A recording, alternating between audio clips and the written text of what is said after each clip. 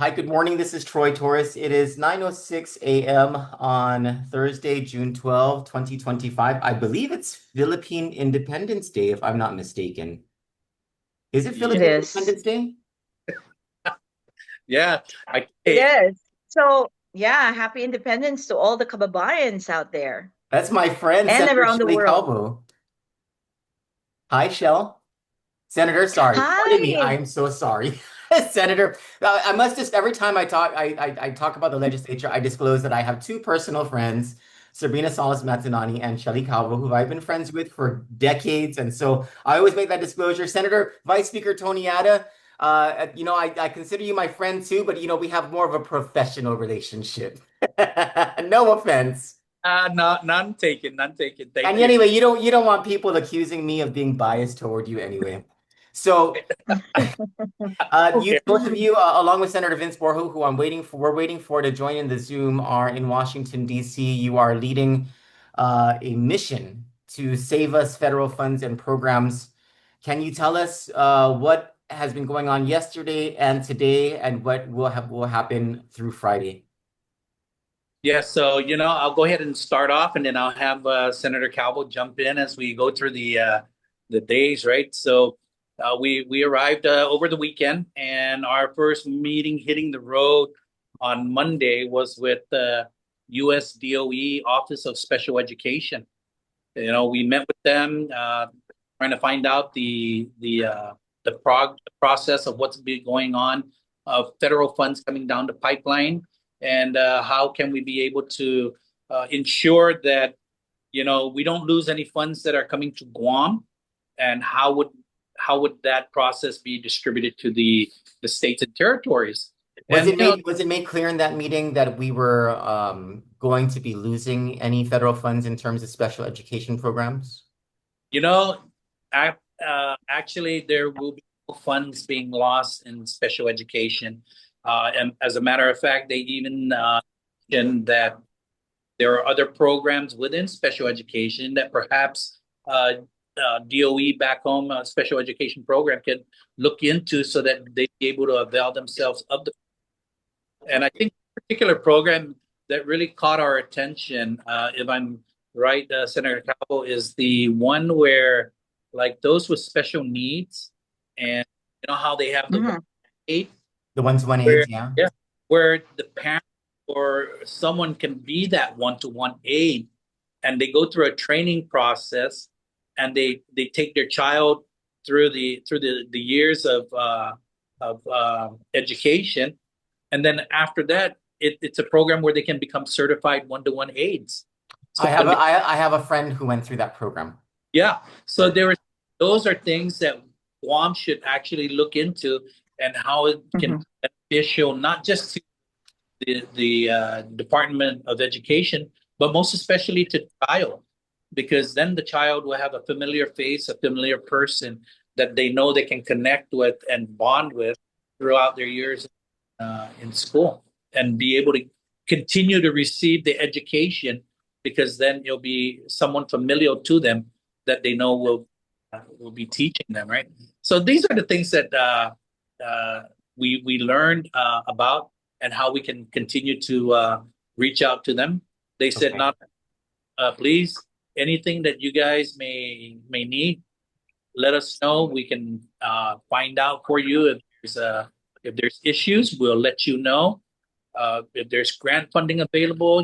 Things of that nature, and that's what we want to do. And the opportunity to help keep a window of appeal open to redress what's going on, yeah, is always good, right? So Assistant Mm. Secretary Diaz and her staff uh, extended assistance. Absolutely. Okay. Yeah, Absolutely. absolutely. And they were just so inviting. They were so welcoming. Uh, Assistant Secretary Diaz is, she comes, and she has a family as well that is with special needs, right? Okay. So, Okay. All right. So what else happened yesterday aside from the meeting with the US DOE? Or did anything else happen on the US DOE front? we just talked about different issues that are going on in special ed. Senator Calvo, do you want to chime in on what else we discussed with them and the other agencies along the way? So basically, with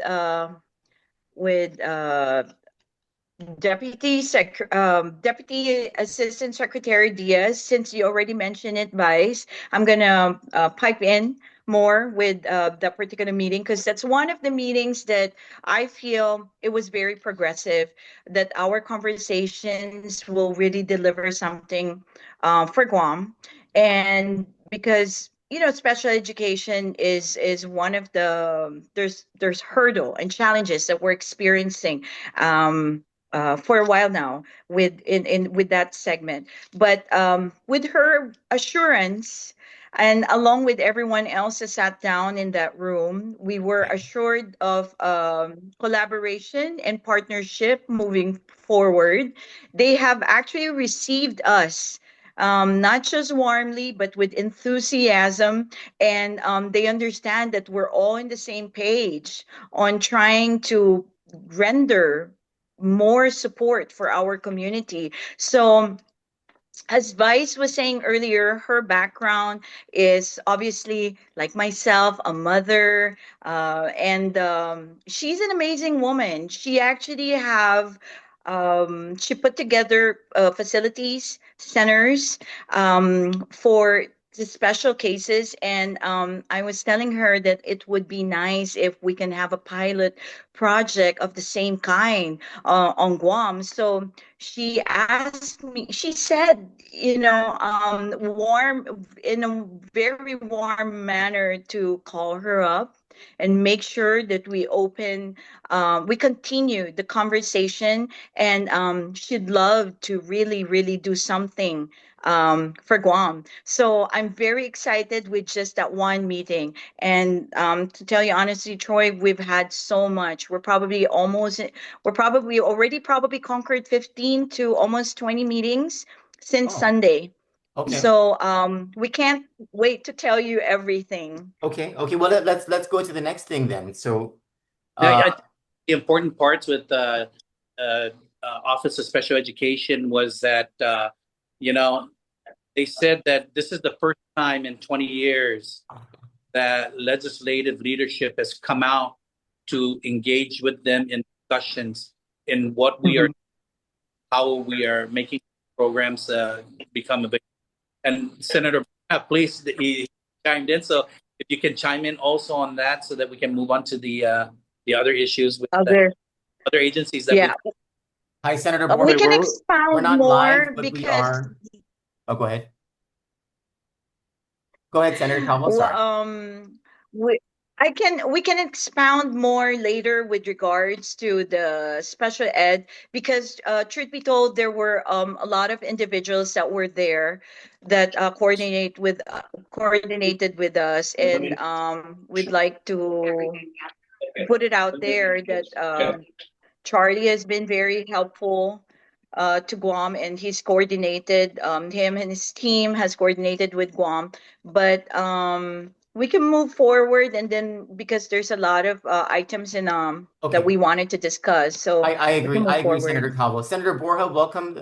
This is being recorded. It's not live. I will play the entire interview on Candid Live later today. I just have to go through my morning meetings, so just so you know, I have 25 minutes left on this interview before I have to go to my meeting with the Jigo Mayor. So I do want to move on to the next subject.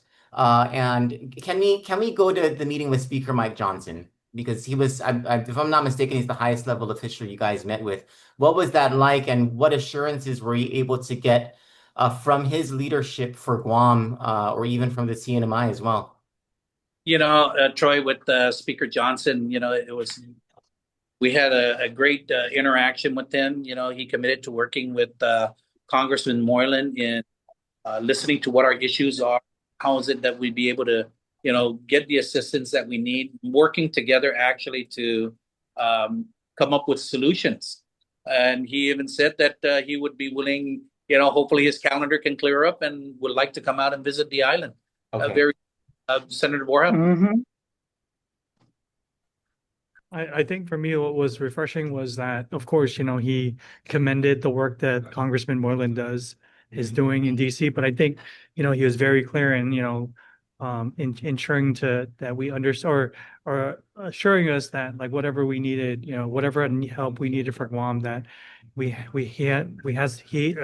his support and of course working through the congressman. So I think that was something that was refreshing to come from the Speaker of the House in regards to knowing, Guam and our issues and being committed to helping.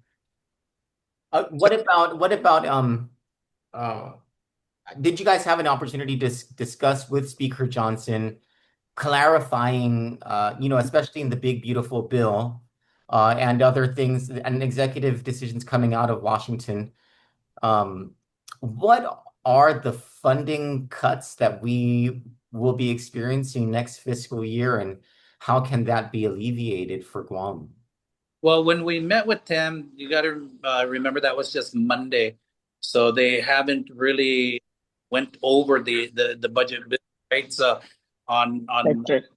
what Mhm. what the president will see as will be cuts or things of that nature. But he did say that whatever things that needs to be done, that we can work together in ensuring that whatever comes down the pipe, that we get information on it, so that we know whether this program's going to be cut or not. And it's just the reassurance of not being left outside of the communication chain. So he committed to communicating openly with our congressman and with you guys, but he was not able to make any promises on restoring funding to areas that will be cut in the proposal. Yeah, and the thing is with that, Troy, is that even with the agencies that we spoke with today, a lot of the funding seems to be remaining intact. So Okay. that was a risk Mhm. we had. That, man, wow. So a lot of our funding are remaining intact. They say, yeah, for What Guam, agencies? What Yes. agencies are they? That you today, met today? Health and Human Services. So Oh, okay. Let's talk about that. That's a big one. yeah, definitely. Senator, Yes. that she took the lead on that with aging and senior citizens and children with disabilities. So go ahead, Senator Calvo. Basically, hi again. Hi. Basically, we were assured that no funding cut. It's going to remain status quo when it comes to HHS. There are some issues that I brought up, but we were assured that it's still going to be the same. And we tackled so many issues from um, child welfare to disability services to the manamko to everything. So we went to what happened was we were given 30 minutes per department. So Mhm. we had sit downs with administration for children and families, administration for strategic um, um, preparedness and response. So that was one of the key issues that we tackled today. I'll circle back to that later, but I just want to enumerate to you just so you know all the agencies or the departments that we went to. We actually sat down with substance abuse and mental health administration. Centers for Medicaid and Medicare, or CMS, and the Office of Intergovernmental and External offices. So with that said, just our whole afternoon, we pretty much tackled almost all the issues that are vital to our community. And it was very good news because I really don't want to let all the cats out of the bag yet, but it was very positive knowing that our resources, especially for essential services, will not be cut. That is very, very comforting to hear. And I think we're over panicking and we're jumping into conclusion when we overthink that okay, resorts are gonna cut. But to be truth be told, we were assured already that majority of the services or funding for essential services will not be cut. Now, what the beauty of all our meetings, and if I just focus on this afternoon's meeting, we actually found additional resources that we don't even discuss on Guam. But Okay. these are things that moving forward, we would love to discuss with you. But we have opened so many doors of opportunities for our island just in the last 3 4 days. um, but there's one that I wanted to leave you with later. I know your time is short, but a Okay. very, very good news. But it's outside the HHS Okay. What is meeting. We found out about this yesterday. okay. What is it? Okay, you want me to go forward? Okay, Yes, please. it's And with then after that, I'll go back to some HHS administration. issues. Sure. Okay. The good news, the one of the good news, and I we can already talk about it, is under administration of Native American. There's actually available funding for us. It's about 900,000, and it's a multi-year grant. And it's basically 300 thousand per year for the next 3 years. So it's something that I wanted to already put it out there on the table, that that's extra. We didn't expect that we have that, but it's under the Native Language Preservations and Maintenance Program. So that's one of the big news that we wanted to share. And Troy, there's so many more. And to add to that, I'm gonna ask Vice Speaker to talk about a pending a grant appropriation that's already there on Guam. Vice Speaker. Yeah, Troy, the other things that HHS has mentioned to us is that there's a program that's only available to Guam, Okay. that Guam not actually uh, looked into or applied for. And there also we spoke about the community living, and they were so excited that they said that perhaps you know what, you guys need to look at fundings for community living arrangement, What is assisted that? living. What is The that? Oh, it's where the assisted living grant. How much is this? they didn't say the amount, but they said that we need to look into it and apply for it. And Senator Calvo gave uh, a very perfect example of an individual who was back home visiting and was wanting to teach people how to cook. And Senator Calvo, I don't want to let that out, but you can go ahead and be the one to um, explain that to Troy. Explain. Yeah, the So, but before I go there, Vice and Troy and Senator Vince, I wanted to add in to that 900K that's available for us. Vice, remember you also brought up that we have 40 plus thousand plus 100 that's already appropriated to us from the 21st that we can draw out. Yeah, definitely, and that's from the Administration for Native Americans, the Comisión para Finotsamor. This We is have about the preservation of the Chamorro language, right? so we have 44 Yes. have not drawn down yet, and they still have another 100,000 waiting for establishment of an account. But what they need to do is be sure they draw that down before September 30, because that Yes, expires September 30. So these sound like that's right. a lot of these things, senators, and Senator Borja, you're the least, for lack of a better term, out of everyone in this discussion, you tend to be the most direct in how you say things. So I'm going to ask you this question. Isn't a lot of the stuff that you guys are doing here, isn't this really supposed to be accomplished by the local executive branch? And if that is the case, will you be discussing these things with the executive branch? Because I'm hearing a lot of we should have applied for these grants, but I'm hearing it in a very nice way from the Vice Speaker and Senator Calvo. Senator Borja? I think, if there's one thing we learned in regards to just federal support and funding is that I think on Guam, we hold ourselves back in how we interpret things.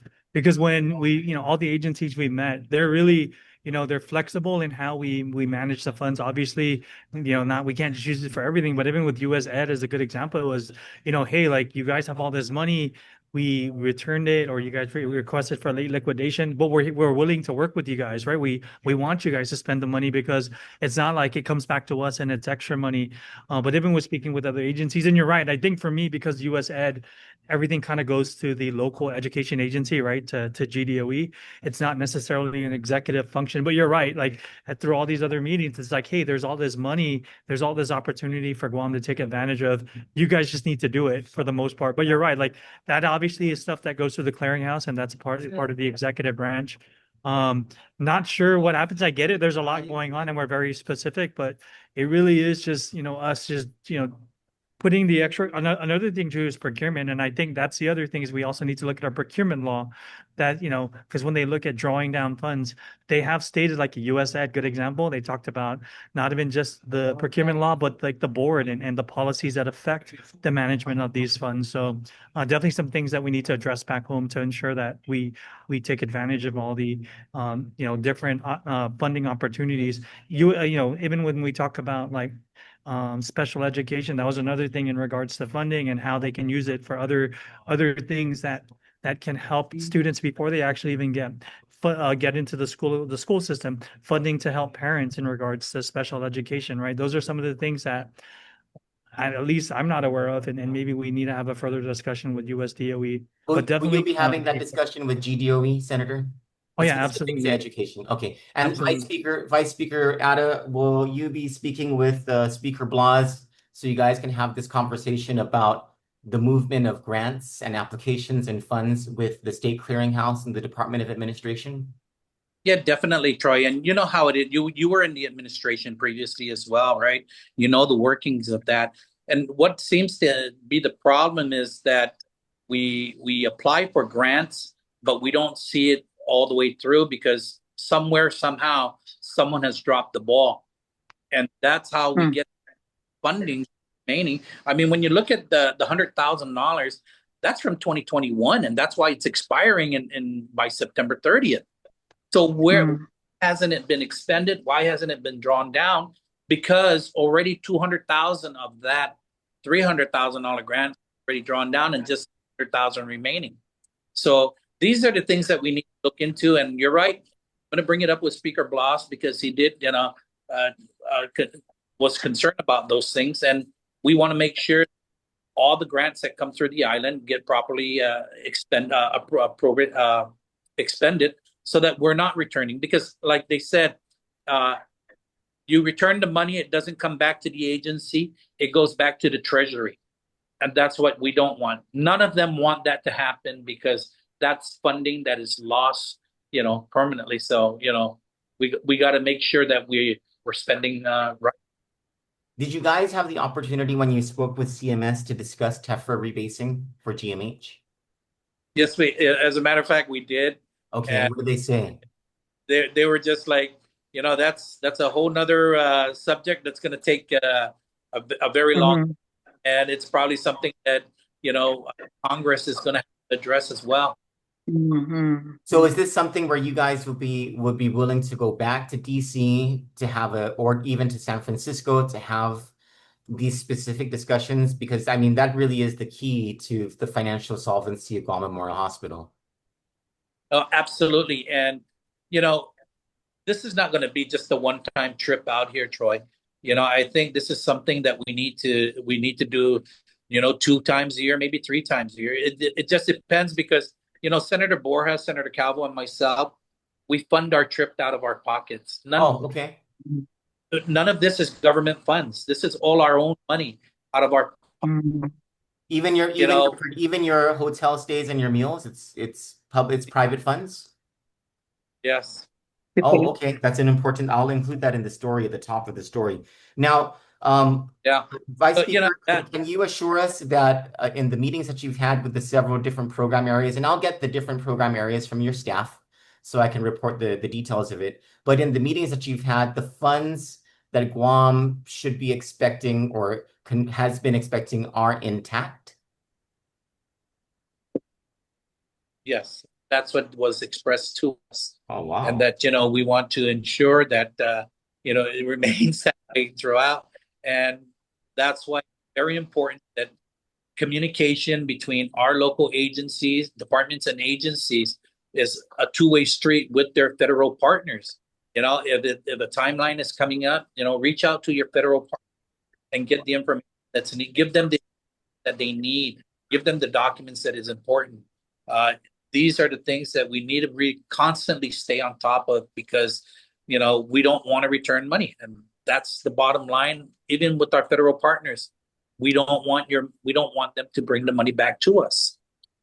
Did you say that that they too will be coming to Guam, either these program managers, assistant secretaries? You mentioned Speaker Mike Johnson already is willing to come to Guam.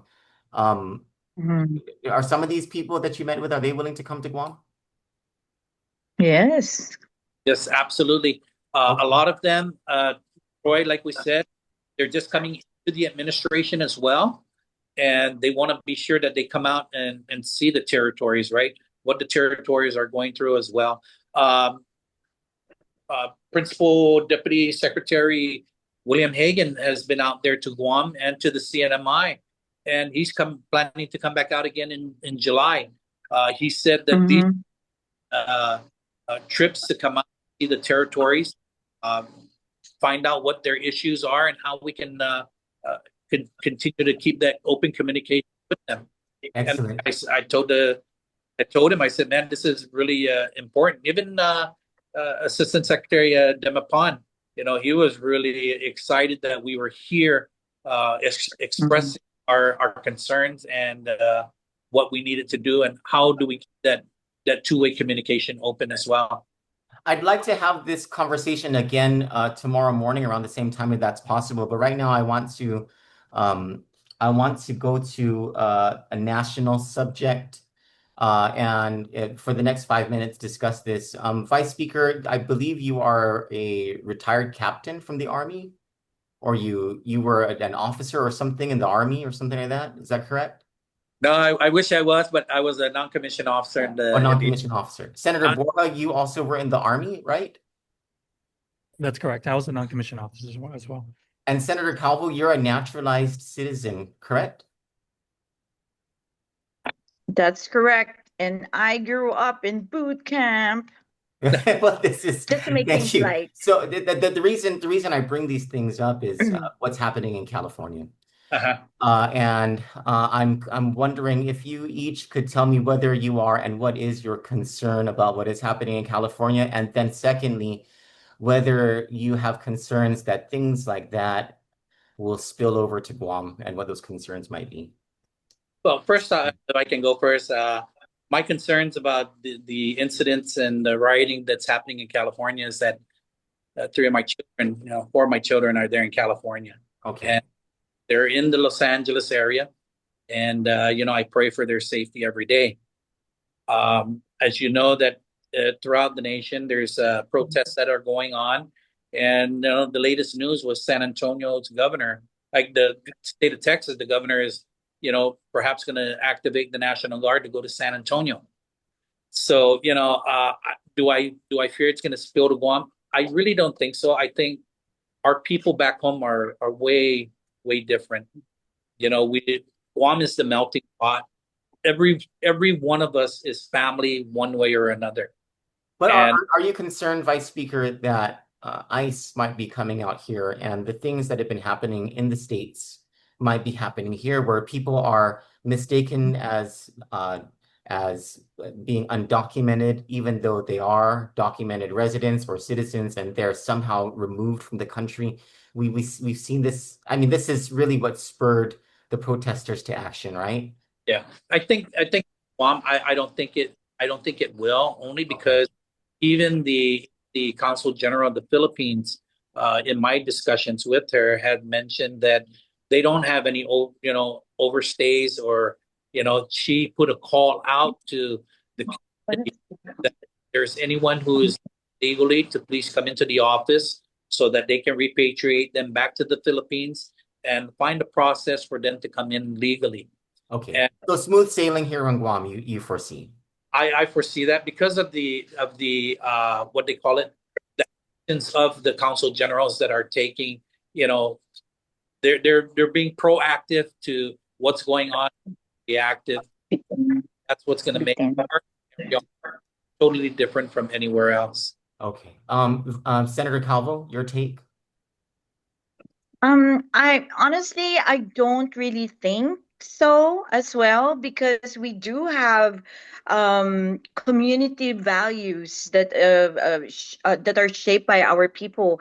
If you really think about it, Guam is a very closely knit, and everybody knows everybody. So I think it's a far cry from what's truly happening in California right now. What do you think about what's That's my happening in take on it. What do you think about what's happening in California? I don't really think that it's gonna happen to Guam. Senator Borja, your thoughts? I think what was reassuring, and I think I echo the same thing by Speaker shared in regards to the overstays on Guam. I mean, even when we met with the ambassador from the Philippines here in DC, that was one of the things we talked about.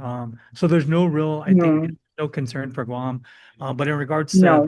the issues in California, definitely, I mean, again, there's the different sides to the story. I know they're deploying the National Guard and the Marines there, and it's supposed to cost about $145 million. Now, I don't know, is it justified? I mean, are there illegal immigrants, undocumented? I'm sure. I think for Mm, me, it's keeping those that are not protesting safe, because that's a concern, right? These guys are burning cars, destructing buildings, and I think for me, that's the concern. But if they are just arresting people that are documented, or they're all entitled to due process. And I think for me, we're going to mm, trust that the government is doing the right thing. And I mean, the federal government can intervene if they aren't. I mean, the courts, right? I mean, we've seen that with this administration.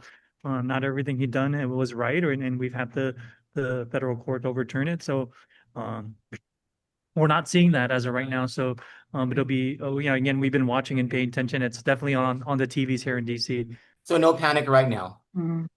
Not for Guam. I mean, for No, California, I think there's panic. There is some concern, and I think the states and the federal government is battling it out right now on what to do. Senators, thank you so much for your time. I appreciate your perspective. I appreciate the information and the great news for Guam oh, that and you're Troy, sharing. Yes, yes, Senator, please. yes, just to add to that, before we went to DC, I also sat down consul general there on Guam. So that's within our local community. And they reassured me twice, three times over that we don't really have cases of of um, individuals that we will have to send back. In other islands, there are and were cases documented, but not on Guam. Thank you for that, Senator. I appreciate that information. And I would very much like to have this conversation with updates tomorrow morning if the three of you have time. Would that be okay? Yeah, sure. Thank you. God And bless you all. Thank you for what Tomorrow you're doing for morning. Guam. yeah, Troy, in closing, right? It takes a one Guam approach, and we're not out here to point fingers at anyone. We're here to find solutions that help our people in our community, and that's what's the bottom line is. And the leadership here appreciates that, and they're going to do what they can to, and take that to the. You've always been the nice guy, Vice Speaker. You've always been the we're not here to point fingers. If I need a finger pointed, I'm going to call Senator Borja. I'm going to ask Senator Borja. All right, where's the finger pointing All today? And you right, all have a thanks. wonderful and blessed day. Please be safe and God bless the three of you. Okay. God bless. God We'll see bless. you. Bye.